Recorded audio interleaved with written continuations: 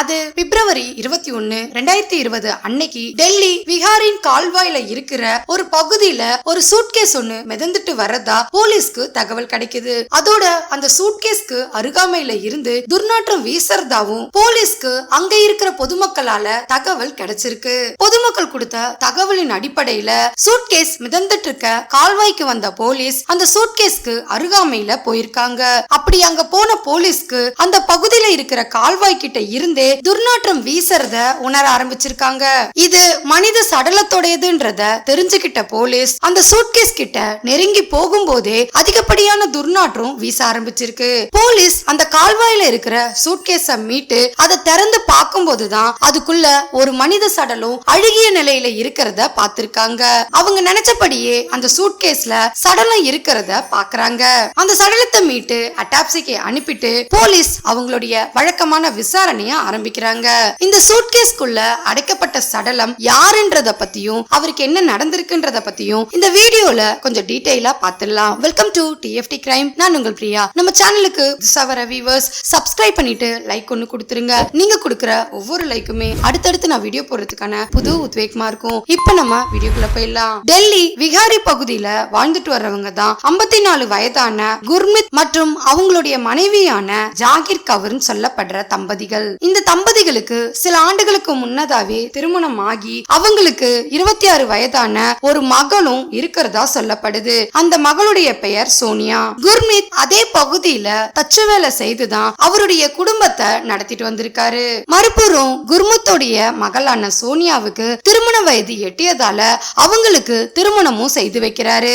அப்படி திருமணம் செய்து வச்ச கொஞ்ச நாட்கள்லயே சோனியாவுக்கும் அவங்களுடைய கணவருக்கும் கருத்து வேறுபாடு ஏற்பட ஆரம்பிச்சது. திருமணத்துக்கு பிறகு சில மாதங்கள் மட்டுமே அவர் கூட வாழ்ந்துட்டு வந்த சோனியாவுக்கு கணவரை விட்டு வெளியாகணும்ன்ற எண்ணம் ஏற்பட ஆரம்பிக்குது. அதுக்கான காரணம் குடும்ப சூழ்நிலைகளும் குடும்பத்துல நடக்கிற பிரச்சனைகளும் தொடர்ந்து அவங்க மன அழுத்தத்துக்கு ஆளானதா சொல்லப்படுது. இதனாலேயே சோனியாவுக்கும் அவங்களுடைய கணவருக்கும் கருத்து வேறுபாடு ஏற்பட்டு முதல் கணவரை விட்டு பிரிஞ்சு தன்னோட அம்மா அப்பா வீட்லயே தங்கி வாழ ஆரம்பிச்சாங்க. அதன் பிறகு குர்மீத்தும் அவருடைய மகளுக்காக மாப்பிள்ளை வீட்டார்கிட்ட பேச்சுவார்த்தையை நடத்தி சமாதானம் செய்யணும்னு நினைச்சிருக்காரு. ஆனா இந்த தம்பதிகளுக்கு இடையில தொடர் பிரச்சனைகள் ஏற்பட்டுட்டே வந்ததால சோனியா அவங்களுடைய கணவரை விவாகரத்தே செஞ்சிடறாங்க. அதன் பிறகு வீட்டுக்குள்ளேயே இருந்த சோனியாவுக்கு தந்தையும் தாயும் ஆறுதலா இருந்து அவங்க கூடயே வாழ்ந்துட்டு வந்திருக்காங்க. அதன் பிறகு தன்னோட மகளுடைய எதிர்காலத்தை கருதி குர்மித் அவங்களுக்கு மறு திருமணம் செய்து வைக்கணும்னு நினைக்கிறாரு. இந்த திருமணத்துக்கு சோனியாவும் ஒத்துழைப்பு கொடுத்ததால மறுபடியும் இரண்டாவது முறையா சோனியாவுக்கு குர்மித்தும் அவங்களுடைய தாயான ஜாகிரும் திருமணம் செய்து வைக்கிறாங்க. அந்த திருமணத்துல சில ஆண்டுகள் வரைக்கும் சந்தோஷமா வாழ்ந்துட்டு வந்த சோனியா அந்த குடும்பத்துக்குள்ளயும் பிரச்சனைகள் ஏற்பட ஆரம்பிச்சது. சோனியாவுடைய இரண்டாவது திருமணத்துக்கு பிறகு அவங்களுக்கு ஒரு ஆண் பிள்ளையும் ஒரு மகளும் இருக்கிறதா சொல்லப்படுது. இந்த குழந்தைகளுக்காக சில ஆண்டுகள் வரைக்கும் அவங்களுடைய இரண்டாவது கணவர் கூட வாழ்ந்துட்டு வந்த சோனியாவுக்கு இரண்டாவது கணவர்கிட்டையும் கருத்து வேறுபாடு ஏற்பட ஆரம்பிச்சிருக்கு. குழந்தைகள் பிறந்ததுக்கு பிறகு சோனியாவுக்கும் அவங்களுடைய கணவருக்கும் தொடர் பிரச்சனைகளால சோனியா தன்னுடைய 2 குழந்தைகளை அழைச்சுக்கிட்டு தன்னோட அம்மா வீட்டுக்கே வந்துடுறாங்க. அந்த நேரத்துல சோனியாவுடைய அப்பாவான குர்மீத் அவங்களுடைய இரண்டாவது கணவர்கிட்டையும் அவங்களுடைய குடும்பத்தார்கிட்டையும் சமரசம் பேசி தன்னோட மகளை எப்படியாவது வாழ வைக்கணும்னு நினைக்கிறாரு. ஆனா சோனியாவுடைய கணவர் அவங்க கூட வாழ்றதுக்கு மறுப்பு தெரிவிச்சதாலேயே தொடர்ந்து பேச்சுவார்த்தைகள் நடத்தப்பட்டது. ஆனாலுமே சோனியாவும் அவங்களுடைய இரண்டாவது கணவரும் சமரசம் ஆகாத நிலையில சோனியா அவங்களுடைய அப்பா கூட தங்கி அந்த பகுதியில இருக்கிற ஒரு தனியார் நிறுவனத்துல வேலைக்கும் போக ஆரம்பிச்சிருக்காங்க. தன்னுடைய குழந்தைகளையும் பார்த்துக்கிட்டு தன்னோட அம்மா அப்பா வீட்லயே தங்கி வாழ ஆரம்பிச்சிருக்காங்க. இந்த சூழல்ல தான் சோனியாவுடைய தாய் வழி பாட்டி இறந்து போயிட்டதா அவங்களுக்கு தகவல் கிடைக்குது. இந்த தகவல் கிடைச்சதுமே சோனியாவுடைய அம்மாவான ஜாகிர் உடனே அவங்களுடைய இறுதி சடங்குல கலந்துக்கிறதுக்காக வீட்டுல இருந்து கிளம்பி இருக்காங்க. அப்படி அவங்க போனதுக்கு பிறகு அவங்களுடைய கணவரான குர்மித் வேலைக்காக வெளியிடங்களுக்கு அவர் போயிட்டதா சொல்லப்படுது. மறுபுறம் ஜாகிர் தன்னோட தாயோடைய இறுதி சடங்குகளை முடிச்ச பிறகு அவங்க வீடு திரும்பாமலேயே இருந்ததா சொல்லப்படுது. இந்த சமயத்துலதான் சோனியா தன்னோட அம்மா பாட்டியோட இறுதி சடங்குக்காக போனவங்க வீடு திரும்பாததால சந்தேகம் ஏற்பட்டு காவல் நிலையத்துல தன்னோட அம்மாவை காணோன்னு ஒரு புகாரை கொடுக்கறாங்க. இந்த புகாரை வாங்கிக்கிட்ட போலீஸ் அவங்களுடைய வழக்கமான விசாரணைகளை ஆரம்பிக்கிறாங்க. இதை தொடர்ந்து சோனியாவுடைய குடும்பத்தாரும் ஜாகீருடைய குடும்ப உறுப்பினர்களும் சோனியா கிட்ட அவங்களுடைய தாயை பத்தி விசாரிக்க ஆரம்பிச்சிருக்காங்க. அதோட அந்த பகுதியில வாழ்ற மக்களும் சோனியாவுடைய அப்பாவும் அம்மாவும் சில நாட்களா அவங்கள காணோன்றதால அந்த பகுதி மக்கள் சோனியா கிட்ட கேள்விகளை கேட்க ஆரம்பிச்சிருக்காங்க. இதுக்கு பயந்தே சோனியா தன்னோட அம்மா காணாம போயிட்டதா காவல் நிலையத்துல புகார் கொடுத்ததா சொல்லப்படுது. இந்த சூழல்ல தான் சோனியா கொடுத்த தகவலின் அடிப்படையில ஜாகீரையும் போலீஸ் தேட ஆரம்பிக்கிறாங்க. அதே வேளையில அந்த சுற்றுவட்டார பகுதிகளில் ஏதாவது சடலங்கள் கிடைத்தாலும் சோனியா கிட்ட அங்க அடையாளங்களை கேட்டு சடலத்தை சரி பார்த்துக்கிட்டு வந்திருக்காங்க. மறுபுறம் போலீஸ் அந்த பகுதியில இருக்கிற சிசிடிவி கேமராக்களையும் ஜாகீர் பயன்படுத்தின மொபைல் எண்ண ஆய்வுக்கு உட்படுத்திருக்காங்க. ஒரு புறம் விசாரணைகள் நடந்துட்டு இருந்த வேளையில மறுபுறம் ஜாகீரை பத்தின கம்ப்ளைண்ட கொடுத்த சோனியா அவங்களுடைய அப்பாவை பத்தின எந்த ஒரு தகவலுமே கொடுக்கல. ஆனா போலீஸ் அந்த பகுதி மக்கள் கிட்ட நடத்தப்பட்ட விசாரணையில சோனியாவுடைய அப்பாவும் சில காலங்களாவே காணாம போயிட்டதா சொல்லியிருக்காங்க. இத பத்தி சோனியா கிட்ட விசாரிக்கும் போது முன்னுக்கு பின்னான பதிலையே போலீஸ் கிட்ட கொடுத்ததா சொல்லப்படுது. இந்த பதில்ல இருந்து போலீஸ்க்கு சோனியா மேல சந்தேகம் ஏற்பட ஆரம்பிச்சிருக்கு. மறுபுறம் போலீஸ்க்கு சோனியா தன்னோட தாயை காணாம போயிட்டதா கம்ப்ளைண்ட் கொடுத்த அவங்க தன்னோட அப்பாவையும் சில காலங்களா காணாம போயிட்ட தகவலை போலீஸ்க்கு தெரியாமலேயே மறைச்சிருக்காங்க. இதனால வலுவான சந்தேகம் அவங்க மேல ஏற்பட்டு இதனால போலீஸ் சோனியா கிட்ட மறு விசாரணைய நடத்திருக்காங்க. அப்படி நடத்தப்பட்ட விசாரணையில இருந்து சோனியா கிட்ட இருந்து சரியான தகவல் போலீஸ்க்கு கிடைக்காம இருந்திருக்கு. அதோட சோனியாவை பத்தின தகவலும் போலீஸ் ரகசியமா சேகரிச்சுட்டு வந்திருக்காங்க. இந்த சூழல தான் சோனியாவுக்கு ஒரு மொபைல் எண்ல இருந்து அடிக்கடி கால்ஸ் வருது போலீஸ்க்கு தெரிய வருது. அந்த நம்பரை கண்டுபிடிச்ச போலீஸ் அதன் அடிப்படையில மீண்டும் சோனியா கிட்ட விசாரணைய நடத்திருக்காங்க. இந்த முறை நடத்தப்பட்ட விசாரணை போலீஸ் அவங்களுடைய பாணியில விசாரணைய நடத்திருக்காங்க. அந்த விசாரணைக்கு பிறகுதான் சோனியா தன்னுடைய அம்மாவையும் அப்பாவையும் தான் கொலை செய்துட்டதா உண்மைய ஒத்துக்கிறாங்க. இத கேட்டு அதிர்ச்சி அடைஞ்ச சோனியாவுடைய குடும்பத்தார் சோகத்துல மூழ்கி போறாங்க. அதோட அதுக்கான காரணம் என்னவா இருக்கும்ன்ற கேள்வி எல்லோருடைய மனசுலயும் எழ ஆரம்பிச்சது. தொடர்ந்து சோனியா கிட்ட விசாரணை நடத்தினதுல சோனியா பிரின்ஸ் தீட்சன் சொல்லப்படுற ஒரு நபரை காதலிச்சுட்டு வரதா தெரிய வருது. அவருடைய மொபைல் எண்ல இருந்துதான் சோனியாவுக்கு அடிக்கடி கால்ஸ் வந்திருக்குன்றத போலீஸ் உறுதிப்படுத்திருக்காங்க. அவரை பத்தின தகவல்களை சோனியா கிட்ட வாங்கிக்கிட்ட போலீஸ் அவரையும் அதிரடியா கைது பண்ணிருக்காங்க.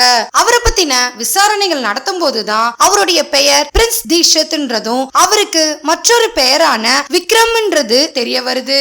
விக்ரம பத்தி விசாரணைகள் நடத்தும் போதுதான் அவரு கலை நிகழ்ச்சி மேலாளரா வேலை பார்த்துட்டு வராருன்றது போலீஸ்க்கு தெரிய வருது. சில மாதங்களுக்கு முன்னதா விக்ரமும் சோனியாவும் ஒருத்தருக்கு ஒருத்தர் அறிமுகமாயிருக்காங்க. அறிமுகமான நாள்ல இருந்து நட்பு ரீதியா பழகிட்டு வந்த இவங்க சில நாட்கள்லயே இருவருக்குள்ளயும் நெருக்கம் ஏற்பட்டு காதலிக்கவும் ஆரம்பிச்சிருக்காங்க. அடிக்கடி தனிமையில சந்திச்சு பேச ஆரம்பிச்சதா சொல்லப்படுது. இவங்களும் மற்ற காதலர்கள் போலவே தொடர்ந்து பல நேரங்கள்ல பல இடங்கள்ல தனிமையில சந்திச்சுட்டு வந்திருக்காங்க. அந்த நேரத்துல சோனியா விக்ரம எப்படியாவது திருமணம் செஞ்சுக்கணும்னு நினைச்சிருக்காங்க.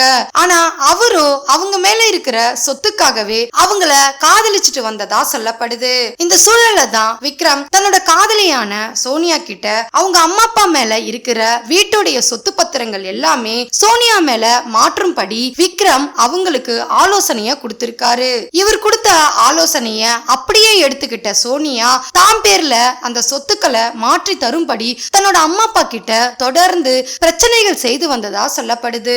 ஆனா அவங்களோ தான் உயிரோட இருக்கிற காலம் வரைக்கும் தான் மேலதான் சொத்து பத்திரங்கள் அனைத்தும் இருக்கணும்னு சொல்லி சோனியா கிட்ட வாக்குவாதத்துல ஈடுபட்டிருக்காங்க.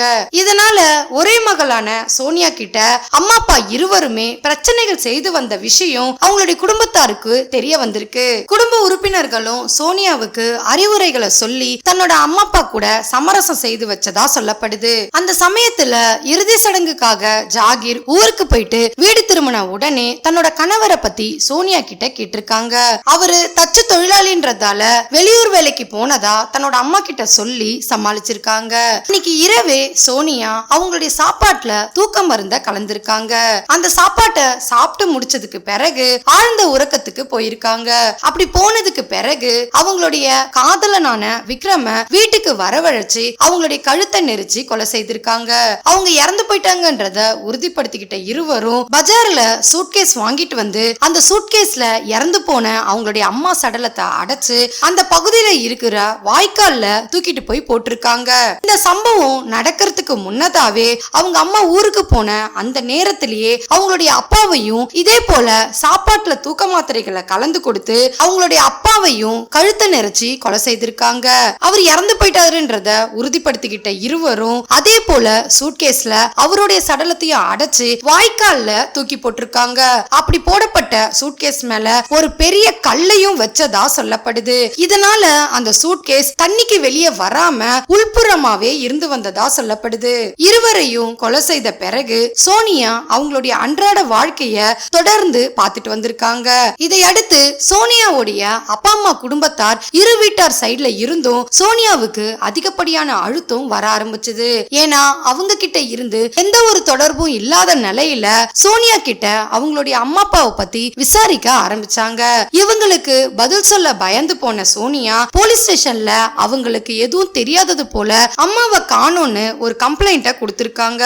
அதே சமயம் அப்பாவும் காணாம போயிட்ட கம்ப்ளைண்ட் சோனியா எதனால குடுக்கலன்றது அவங்களுடைய குடும்பத்தார் கிட்ட ஒரு பெரிய கேள்வியா இருந்து வந்தது. இந்த கேள்விக்கான பதிலையே போலீஸ் தேட ஆரம்பிச்சிருக்காங்க. அவங்களுடைய அப்பாவை பத்தின கம்ப்ளைண்ட் கொடுக்காததாலேயே சோனியா மேல போலீஸ்க்கு வலுவான சந்தேகம் ஏற்பட்டதா சொல்லப்படுது. அதோட போலீஸோடைய சிசிடிவி ஆய்வுல ஜாகீர் அவங்க தாயோடைய இறுதி சடங்கை முடிச்சிட்டு வீட்டுக்கு வந்திருக்காங்கன்றதுக்கான ஆதாரத்தையும் போலீஸ் கண்டுபிடிச்சிருக்காங்க. சோனியா கிட்ட நடத்தப்பட்ட விசாரணையில அவங்களுடைய அப்பாவுடைய உடலையும் போலீஸ் மீட்டெடுத்ததா சொல்லப்படுது.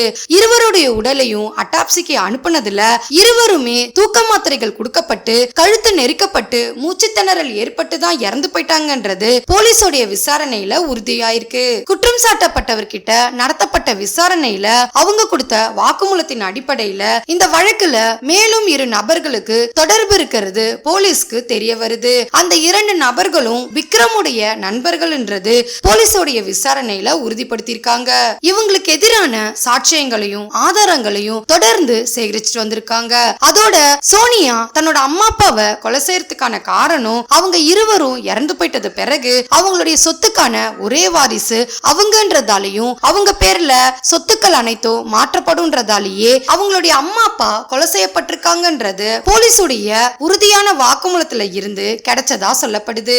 இறந்து போன 2 நபர்களுடைய குடும்பத்தாரும் சோனியாவுக்கும் விக்ரம்க்கும் அதிகப்படியான தண்டனை கிடைக்க வேண்டி நீதிமன்றத்துல கோரிக்கையை எழுப்பியிருக்காங்க.